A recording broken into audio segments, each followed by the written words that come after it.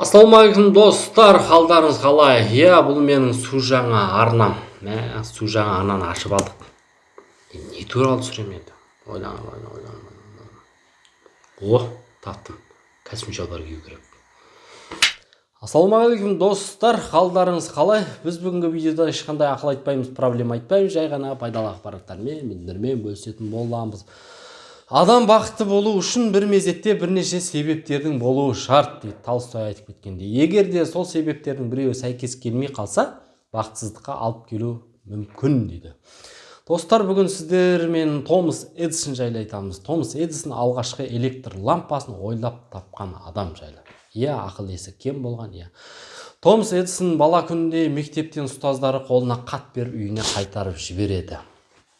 Үйіне келеді, үйіне келген соң анасына хатты береді. Анасы хатты ашып қараса, хатта былай деп жазылған дейді. Сіздің балаңыздың ақыл есі кем. Біз балдарға сіздің балаңызды қосып оқыта алмаймыз. Өтініш өзіңіз оқытып алыңыз деген хатты көреді. Бірақ та әрқашанда бала дегенде ананың жүрегі ауырып тұрады. Анасы 1-2 секунд ойланып алып сол жерде балаға хатты былай деп оқып береді. Сіздің балаңыз өте ақылды бала екен. Өте білімді бала екен. Білім дәрежесі соншалықты жоғары болғандықтан дейді.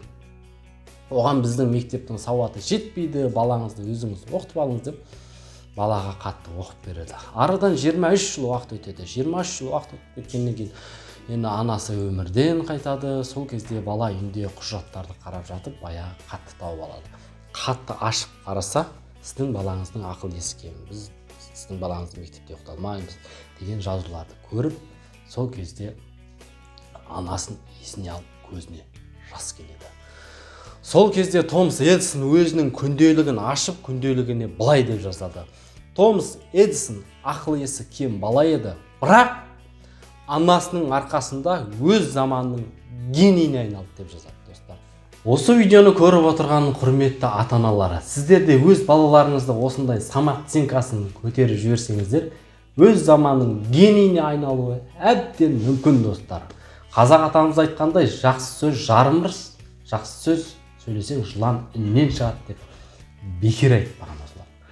Достар, видео ұнаса лайк, ұнамаса дизлайк, ұнаса каналға тіркелеміз, ұнамаса тіркелмейміз. Қош, сау саламатта болыңыздар. Келесі бағдарламада өте пайдалы ақпараттармен бөлісетін боламыз. Сау болыңыздар достар.